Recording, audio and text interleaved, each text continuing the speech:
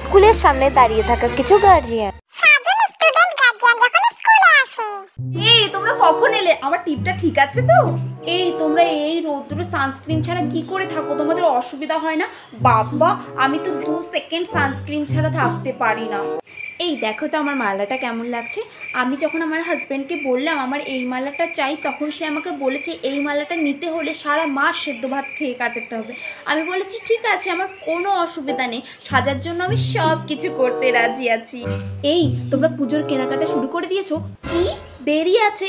পুজোর আর 1 মাস বাকি। আমি তো পুজোর 3-4 মাস আগে থেকে জামা কাপড় কেনা শুরু করে দিয়েছি। পুজোর 2-3 দিন আগে গিয়ে কি সবার বাছাই করার জিনিস নেবো? না, একদম না। এই তোমরা কে কি খেয়ে এসছো? ভাত? মাই গড, সকাল সকাল ভাত কে খায়? আমি তো স্যান্ডউইচ অ্যান্ড বানানা শেক খেয়ে এসেছি। এরা কি করে বুঝবে যে আমি বাড়ি থেকে পান্তা ভাত খেয়ে এসেছি? বুঝতেই দেবো না একদম। এই আমার শাড়িটা কেমন লাগছে? যদিও ভালো লাগারই কথা, কারণ এটা 4000 নিয়েছে। 200 টাকার শাড়িটা আমি তোদেরকে 4000 টাকা বলে দিলাম, এটা তো বুঝতেই পারলো না। এই আমার ব্যাগটা এমন ভাবে টেনো না, এটা যেমন সেমন ব্যাগ না, ঠিক আছে? যেমন গুচি আছে তেমনি এটা গুচি ব্র্যান্ডের ব্যাগ। এটা 25,000 টাকা দাম নিয়েছে। টানছে এমন ভাবে। এক তো এটা ননদের কাছ থেকে ধার করে এনেছি, তারপর যদি ছিঁড়ে যায় ও আমাকে শেষ করে ফেলবে। ও তোমরা সবাই ফুচকা খাবে? না না গো, আমি না বাইরে কিচ্ছু খাই না, ওগুলো তো আনহেলদি ফুড। তাই ফুচকা খাবো? এখন তো ব্যাগে 13 টাকা পড়ে আছে, তারপরে ফুচকা খাবো? আমার কপালটাই পোড়া, একটু ফুচকাও খেতে পারি না। কবে যে এই চাপাবাজি থেকে আমি বের হবো কে জানে। লোকের নামে নিন্দা করা গার্জিয়ান। এই তোমরা সকলে চলে আসছো? পিঙ্কি দি আসেনি? পিঙ্কি দি 2 দিন ধরে আসছে না, নিশ্চয়ই কিছু হয়েছে। এই তোমরা জানো আমাদের পাড়ার টিয়ার মা সে তো পালিয়েছে, তাও আবার নিজের থেকে 5 বছরের ছোট ছেলের সাথে। আর পালাবে না কেন? ওনার বরটা তো একদম বুড়ো, আর কি বাজে দেখতে, বেশ হয়েছে পালিয়েছে।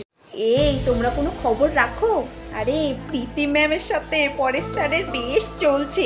সেদিন দেখলাম প্রীতি ম্যাম পরেশ স্যারকে জোর করে আইসক্রিম খাইয়ে দিচ্ছে। এই তুমি শুনেছো মহেশ দাদা নাকি তার বউকে ডিভোর্স দেবে বলেছে? কেন মানে? নিশ্চয়ই বাইরে কোনো প্রেমিকা পটিয়েছে, না হলে অমন সুন্দর বউকে কেউ ডিভোর্স দেয় না। দাঁড়াও তো, আমার একটা ফোন আসছে। হ্যাঁ হ্যালো বল।